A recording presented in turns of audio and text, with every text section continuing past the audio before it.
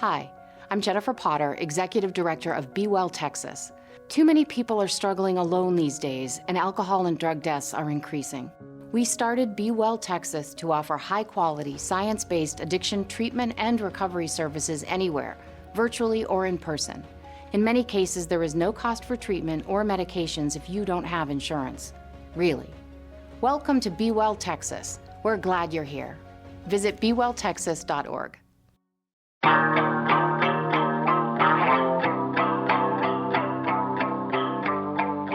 Welcome, folks, to episode number 36 of the No Conference for Old Men podcast where three old guys are talking Houston Cougars basketball with a bit of Big 12 coverage added in as well, and proud members of the GoCoogs.com network, the undisputed number one Houston Cougars content provider.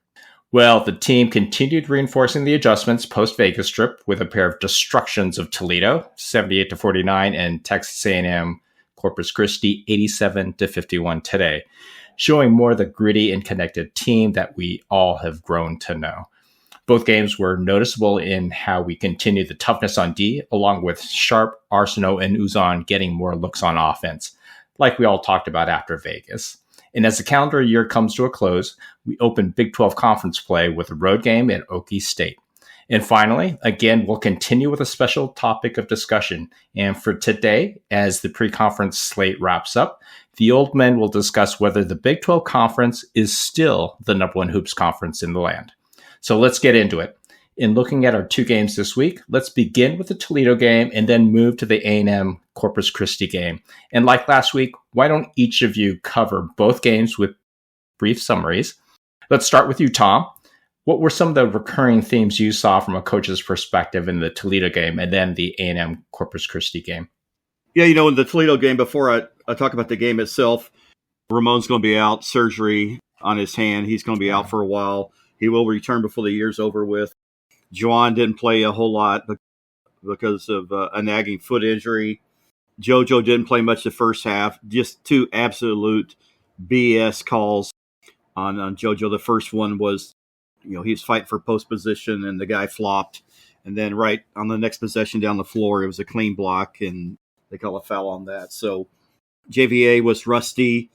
Not sure how much practice he's getting. Kelvin mentioned earlier that he had gone 19 days straight without any practice with that nagging groin injury.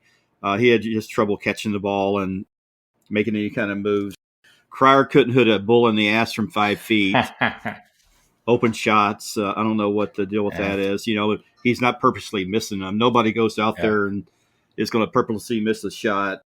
Held them to 22 first half points. And, of course, we have the ubiquitous bitching about the offense. And then Kelvin at halftime to the reporter commented, well, you know what? We got 39 points. We're on pace for 80. So 4 for 24 from three-point land overall. I thought some highlights of that game. Malik, 10, 5, and 4 points, rebound, assist, the same as Milos, who also had a stat line of 10, 5, and 4. So it was just a dismantling, de-throttling of Toledo. And Toledo's not a bad team. They'll do well in their conference. Now moving on to the game today against Texas A&M Corpus Christi. Bill, you'll like this. Jim Shaw, the head coach at Texas A&M Corpus Christi, he played his college ball under David Arsenault at Grinnell College in Iowa. And Bill, for you guys that don't know, Bill had a high school teammate who went on to play at Grinnell.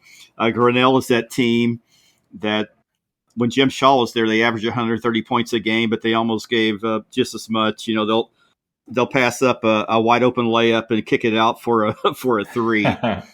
They're the team that had that Jack Taylor score, like 138 points in a game. I mentioned that because Texas A&M Corpus Christi is scrappy. Yeah, I mean, even though the score doesn't indicate it, scrappy team. They played to the end. There was no quit in them, but they were just overmatched. Yeah, they were bigger than us up front too. Yeah, they had two bigs. And they were out rebounding us for a while. Yeah, we started a smaller lineup. But anyway, Malik again, 8 points, 11 rebounds, 2 assists. JVA looked a whole lot better, even though he played 19 minutes and had 0 rebounds. That's not going to sit well with Kelvin. Kelvin might give everybody a day off and have JVA go in there and work on his rebounding. No kidding. Shot really well from 3-point land, 14 for 29.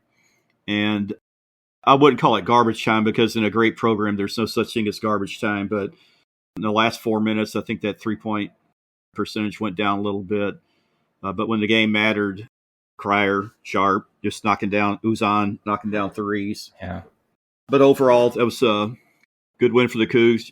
Jawan didn't play. We sat him out the whole time, getting ready for Oklahoma State in 9 days here. Nice. Hey, Tom, I was going to ask you, and Coach Sampson hinted at it before the game, this last game, especially with Jawan out, that we might see a little bit of the double post lineup with Tugler and Francis together. And we actually did get to see a bit of that, especially in the first half. What were your impressions of that? What do you think of that lineup? With that lineup, I believe we're better defensively because we have 2 rim protectors. We should be better rebounding, but on the offensive end, it's not going to be as good. I mean, that's the trade-off you have. Yeah. When you play 4 perimeters, around 1 big, you should be better offensively because you can stretch the floor with that 1 perimeter player.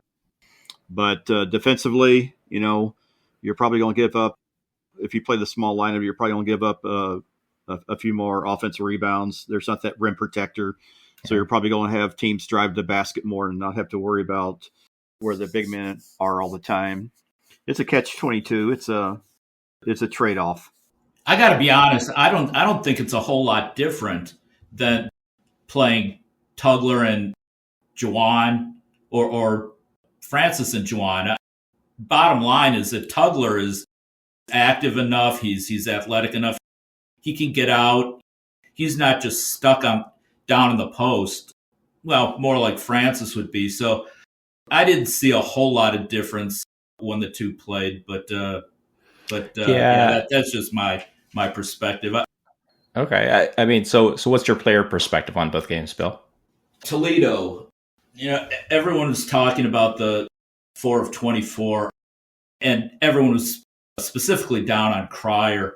And if you really watch the game, I mean, Cryer, one, was defending the perimeter just unbelievably well. I mean, he actually played a great game. He defended well. He moved the ball.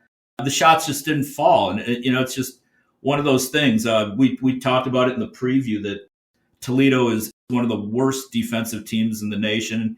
And if the shots fall, we probably score 100 points. We probably win by 40, 45. I mean, it was a complete annihilation in every aspect. The shots just didn't fall. And it's going to happen from time to time.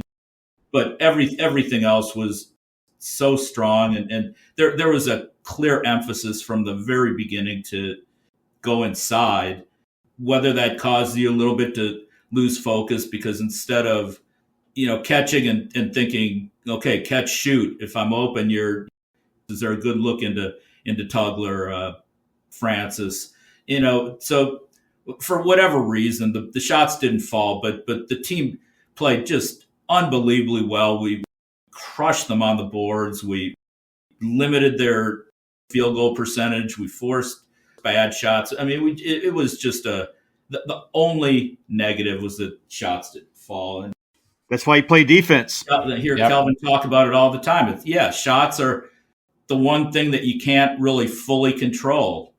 Your effort, your defense, your rebounding, you can control that. But sometimes the shots just aren't going to fall, so that's fine. I also heard a lot of people saying that, how can Arsenault not be in the starting lineup? Of course he was today, but how can he not be in the starting lineup with 16 and he had 9 boards? Well, and Tom, you alluded to this. A, Roberts got hurt and played 10 minutes, and B, because of the fouls, and they replayed that block where Tugler got called a couple of times in the Fertitta Center, and the crowd went nuts. Yeah, between the two of them, they played a total of, I think, 26 minutes. So, of course, it's going to be a smaller lineup. And, quite honestly, Arsenault better have that many rebounds when there's no other height in the game. So I think everyone stepped up, played well, and I thought it was a great win. Shots just didn't fall. Big deal. A&M Corpus Christi today. we shot really well. Exactly. I mean, really well. Down garbage time at the end, I think we ended up just barely below 50% both from the field and from three. And we were well above it for the overwhelming majority of the game. We're up 35, 36, 38, whatever it was late in the game. Big deal. The benches are cleared and we miss shots and it starts to revert back toward the mean. But the guys that take the shots versus Kansas and Baylor and Iowa State and everybody, Sharp, Arsenault, Cryer, Uzan, they were hitting their shots. So the rebounding was tight today. We were down rebounding for most of the game, but again, no Roberts. So take it for what it's worth. That's not something I'd really stress out over. Defensively, we were absolutely on point. They shot 32% for the entire game, 26% from the field. 26% from three. And it was just, they were outclassed. And on to conference play. Hey, just a quick question for you, Bill. What's your take on Malik finally getting more play in both of these last two games and actually playing well after not seeing but 1 minute of garbage time versus Butler, which, at least from an observer perspective, it looked like it was trying to teach a lesson, so to speak. Yeah, well, and there wasn't really anything said about it, so it's all speculation, but I'll take Malik's, it's not really his side, but I'll defend him in this case. He did have a wrap on his leg, which I've never seen before. And so I'm assuming that, maybe he had been limited in practice. I'm assuming he was hurting to some extent. And I think that must have had, and neither one of us, we were at the game together, neither one of us noticed that, but it was pointed out to me. And I heard Kelvin's press conference after the Toledo game, and the two guys he had with him the two players were Tugler and Malik.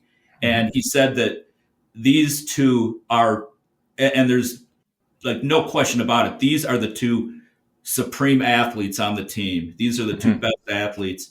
And you want someone that's that athletic on the floor. Malik does everything. Sometimes he obviously doesn't do everything as well as he could. And sometimes everything isn't as good as it could be. But overall, when you've got the talent and the athleticism that he has, he's a backup point guard that can, grab 5-6 boards a game in limited minutes. He can get the ball to other players. He can put the ball on the floor and score. He can defend. For him, it's just a matter of putting it all together. But he's just got so much ability that I think it's difficult to keep him off the floor when he is playing well. And it sounds like he plays well in practice, and Kelvin knows what he can do. And he's starting to show it a little more. It's almost reminiscent of last season where he really got off to kind of a mediocre start and then turned it on later in the year. This is a little earlier than he did last year. So hopefully that's a good sign, and he'll step it up even more as the season winds down and we make our way toward the title. Yeah, completely agree. From an analytics perspective, looking at the Toledo game, it was an okay game on offense, but another stellar game for our Cougs on D. And as a reminder, now that it's deep into December, we will begin our transition to using this season's stats as a reference point versus still looking at last season's, given that there's enough games played at this point for this season's numbers to be meaningful. So on offense, as you guys have highlighted, we were actually miserable from 3-point range, 16.7%.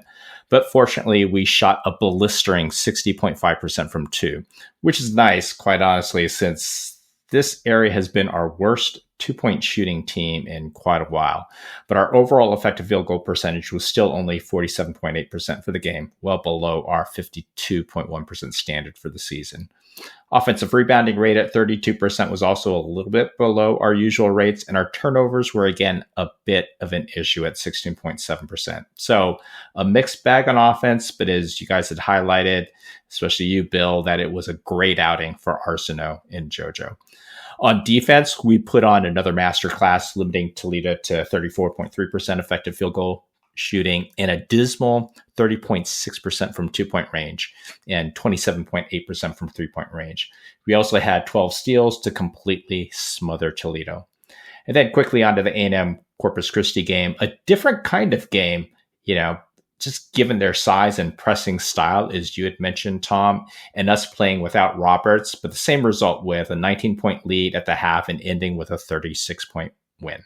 We blitzed them offensively, shooting 61% from the field and 61.5% from three in the first half, while limiting A&M Corpus Christi to 34.6% from the field and 22.2% from three at the half.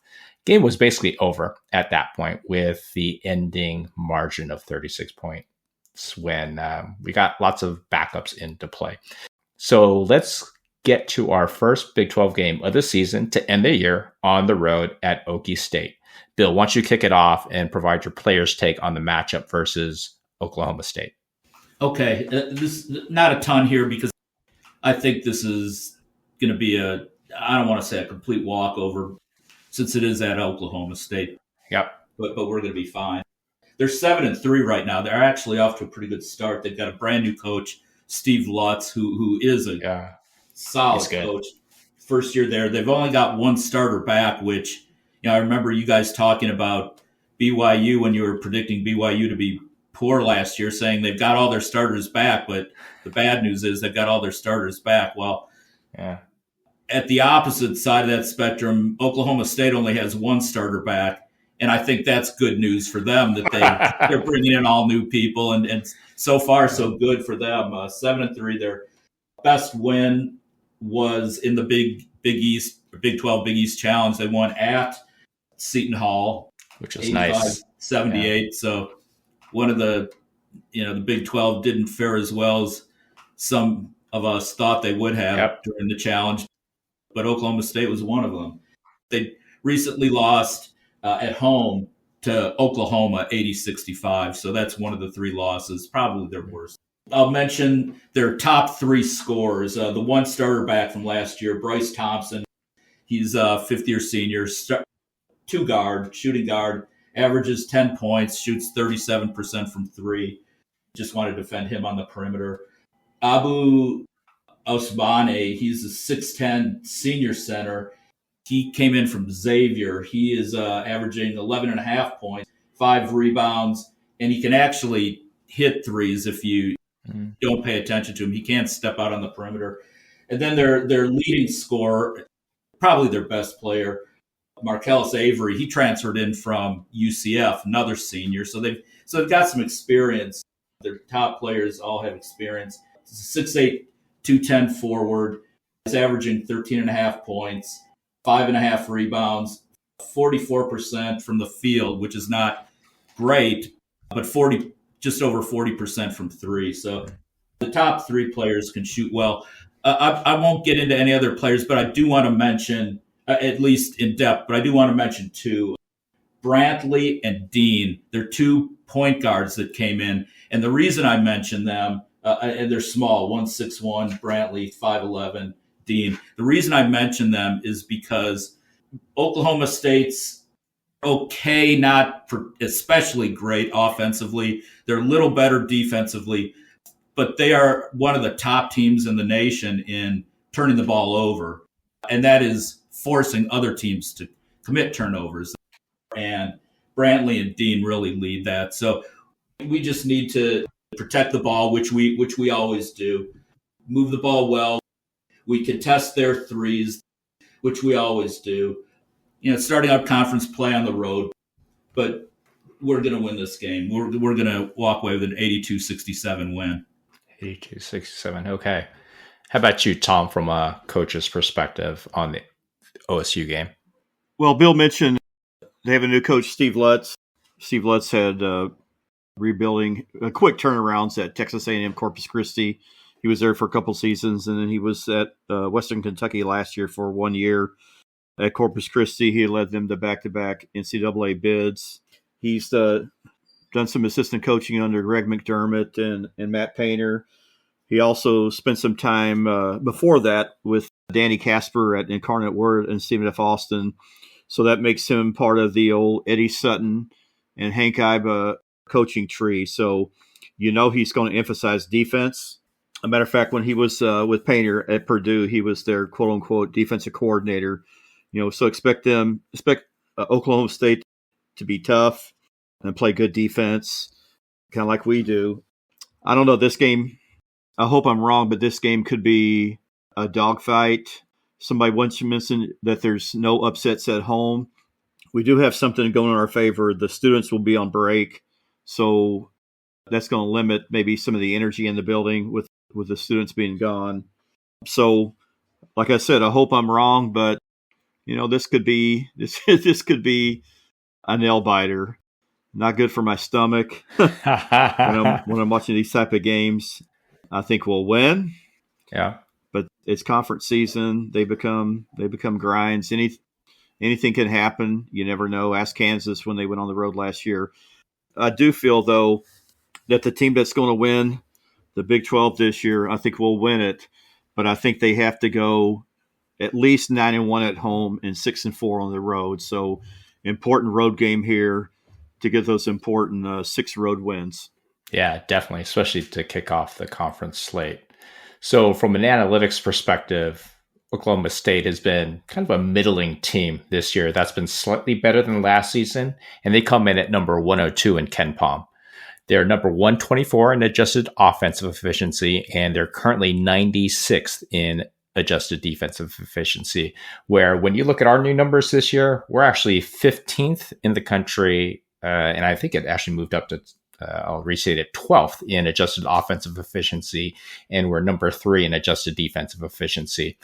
Really close to our usual numbers at this point. Oklahoma State doesn't do anything well on offense and gets most of their points from the free throw line, of all places. And on D, OSU focuses strictly on one thing, and that's stealing the ball and forcing turnovers, where they're ranked number 27th in steal percentage in KenPom. So a key point for us on offense will be protecting the ball, where we've been a little bit sloppy this season as the teams adjust to Uzan at point guard. Based on the metrics, this is projected to be a 12-point win for the Cougs on the road by KenPom. The way we're playing at this point, and I think the adjustments that we've made, I think it's going to be a bigger win. I look for us to clean up things on our turnover side entering conference play, so I'm projecting a 78-56 18-point win on the road. So we'll see. 22. Is it 22? Oh, sorry. Using the new math. Yeah, really. And I'm supposed to be the analytics guy. That's pretty sad. I should restate that as 78-60, I guess, right? 18-point win. That's better. Yeah. So now let's get to our topic of discussion today. As the pre-conference slates have completed for all the teams this month, it was all over Twitter this week about how the SEC was this season's top conference and not the Big 12, as has been the case over the course of the last 5 or 6 years. So the 3 old guys are going to take a closer look to see if this is truly the case or a bit of media bias. Tom, why don't you kick things off, and what's your take from a coach's perspective, as well as your kind of reasons for how you view the different conferences? Well, right now I see Auburn's kicking Purdue's ass 55-34. So looks like Auburn's going to take care of that. It's so hard to say, which conference is going to be the best right now, because last year people were crapping on the ACC. Yeah. And then NCAA tournament time comes and NC State makes that run through the tournament. I think it was Clemson. I believe, did well too. Clemson coach Brad Brownell, made some comments, and they backed it up. They won a couple of games there too. But if you look at before conference play starts, if you look at everything, you have the SEC. You could say they're probably the best. South Carolina has the worst record at 8-3. A lot of teams are just playing a bunch of tomato cans and beating those to smithereens. They have 8 teams in the top 25, 5 teams in the top 10. That doesn't even include Mississippi State. Mississippi State, they're the team that pummeled number 18 Pitt and beat Memphis soundly today. Yeah. Or are they the team that Butler beat by 10, a team that we just absolutely destroyed about a week ago? So you could make a case for the SEC, but conference play starts, and once conference play starts, They're going to cannibalize each other, and the losses are Yeah. going to start to accrue in all these conferences. Yeah. They're pretty balanced. Go to the Big 12. We have Iowa State, Kansas, U of H, and Cincinnati, the top 25. Possibly Baylor, BYU, Arizona, and Tech could eventually get in there. But once again, conference play starts, and if they're starting off 500, they're probably not going to get in the top 25. Arizona's sitting at 5-5 right now, even though they played a tough schedule. So we'll just have to see. Big 10, they have 5 teams in the top 25. Yep. So you could say those are the three best basketball conferences.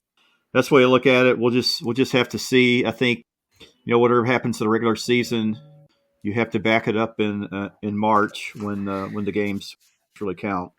No, well said. How about you, Bill? What's your take on the conference comparisons in hoops? Okay, well, before I get into this, I want to reiterate something that I've probably said 1,000 times. U of H is going to win the national championship. They are the best team. With that said, there is no argument right now. The SEC is a better conference. Every team. Yeah.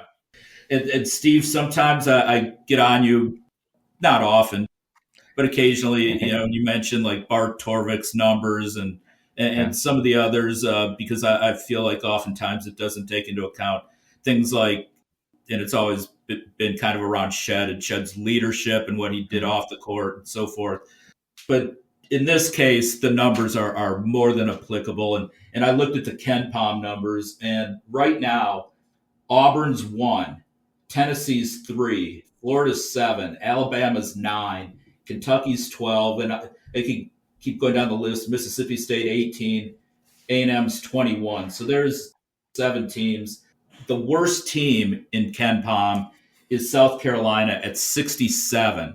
Yeah, so it's crazy. They're the absolute worst. We've got competing with South Carolina, ASU is 62, Utah 64, Kansas State 75, Colorado 76, UCF 80, TCU 90, and Oklahoma State, today they moved up one, Steve. They're up to 101. Yeah. That's 1, 2, 3, 4, 5, 6. That's 7 teams that are right around or much worse than South Carolina. And I remember when we were talking about U of H's predicted when we did the U of H preview, and Jamie Hollingsworth was on and was saying that, not necessarily directly challenging me, but the fact of the matter was Jamie had mentioned that the conference was better this year, and there's a lot of improvement, and I just don't see it. I think that we've got a good top half of the conference and a kind of a mediocre bottom of the conference this year, whereas I don't see that gap in the SEC. I think even South Carolina, I think they took apart Clemson just recently. And not that I'm an apologist in any way for the ACC, because I think they're absolutely abysmal. Yeah. But nevertheless, that's their worst team. And they're at 67 in Ken Pom. And we've got one, TCU's at 90. They're approaching 100. And Oklahoma State's just at over 100. So right now, there's no question. I don't even think it can be argued. The SEC is a better conference, top to bottom. Yeah, let me ask you this, Bill. How would you rank the top conferences right now? Just at this, granted, it's this point in time. So SEC 1, who's 2? Yeah, Big 12's 2. Okay. And then who do you have third? I agree with Tom. Big 12, Big 10. Then we'd go kind of a toss-up, but I might go Big East over ACC. It's awfully close. Yeah. Clemson, I guess, is the second best team in the ACC. So far, yeah. I remember when we did our top 8, top 9, when we were doing our conference and national previews, and I said the one team I thought was overrated going into the season was Carolina. And you're right, yeah. And they've kind of backed that up. I thought it was because they couldn't shoot the ball. They actually score a lot, but they've been bad in other areas, particularly rebounding. But yep. I would put the ACC at 5th right now. Okay. How about you, Tom? How would you rank the top 5 conferences? I would go SEC, Big 12, Big 10, Big East, and what else is there? ACC 5th then? Yeah. Yeah. Yeah. By the way, Steve, and this was pointed out to me by a big SEC fan, my corporate attorney Kevin McAlpin. He said that the SEC going into this week was 30-4 against the ACC. 30-4. That's crazy. It's got to be right around 80-89%. Yeah, so you guys have the same top 5, I think, right? So it's SEC, Big 12, Big 10, Big East, then ACC. You guys both agree? Yep. I mean, so as the analytics guy, and granted, I am a biased analytics guy as well, right? Because we cover the Big 12. But the stats are indeed a bit damning for the Big 12 so far this season. And you guys had highlighted the AP top 25, right, Tom? SEC has 8 in the top 25, Big 12 4, Big 10 5, ACC 2, Big East has 2. If you look at KenPom, and they're my Bible of stats with their top 50, SEC's got 13 in the top 50, Big 12's got 9, Big 10's got 10, ACC 5, Big East 4. So on the surface, it appears that the Big 12 not only may not be number 1, but they may even be behind 2 conferences in the SEC and the Big 10 coming in third, potentially. But then when you dig in just a little bit deeper in the analytics, it looks a bit better. So when KenPom actually ranks the conferences in his analysis, he compares the KenPom ranking of the 500 team in each conference, right? So kind of the middle team of each conference. And with this lens, it's SEC number 1. Then there's a big drop to Big 12 at number 2, slightly ahead of the Big 10. Then there's a big drop again to the Big East, and then at number 4, and then another big drop to the ACC at 5th. When you look at Bart Torvik, he does an average power ranking for each conference that determines conference teams' chances of beating what they call the average Division I team. And with this paradigm, there's a bit more separation across the conferences. But again, it's the SEC number 1, Big 12 number 2, Big 10, then Big East, and finally the ACC. Then, of course, for me, I went even deeper myself in the analytics, and you start to see even style of play around each conference's makeup as it relates to emphasis on offense versus defense with how each team is structured. And with this lens from KenPom, you see the SEC is split in half in terms of certain teams being dependent on defense more or offense more. On the Big 12, all of a sudden you see a heavily defensive dependent makeup of teams with 12 teams out of 16 leaning on that side. The Big 10 and the Big East are like the SEC in being split basically in half across offense dependent versus defensive dependent teams. And finally, the ACC is going to be the one that is slightly more offensive dependent coming in. Now, what does this mean? I don't know. For me, at least, I was going to come into this debate with the intention of basically saying, hey, it boils down to national championships, just like in football with the SEC when people start talking about conference strength. And, my argument was going to be that, hey, defense travels come tourney time, and the Big 12's defensive-oriented makeup was going to shine come March. So we're still number 1. And plus, like you guys said, we're going to win the championship anyway, so who cares? But then as I started looking more closely at historical champions in this day and age, it's been the offensive side, interestingly enough, that has had a slightly stronger correlation to winning the national championship. With in general, the kind of profile of national champion in the last 10 years has been a team that's roughly top 10-ish, I'll say, offense, paired with something like a top 20-ish defense as the profile needed to win it all come March. If I take that profile as of today, these would be the teams to look out for come March. It would be Auburn, where they've got, number 1 on offense and 15 on defense. Gonzaga, number 2 on offense, 19 on defense. Iowa State, number 4 on offense, if you can believe that, and number 11 on defense. Florida, 7 on offense, 16 on D. Duke, 11 on offense, number 1 in defense, and Houston at number 12 on offense and number 3 on defense. And when you look at that makeup of 6, that's still 2 SEC teams and 2 Big 12 teams.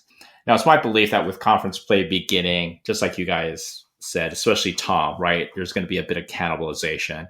And when I look at those 6 teams, one of the 2 SEC teams in Florida is a pretender, as I stated at last week's episode, even though they did beat North Carolina. But the reality is, if I'm being true to the stats as of today, even I have to admit, begrudgingly, that the SEC as a conference has outperformed the Big 12.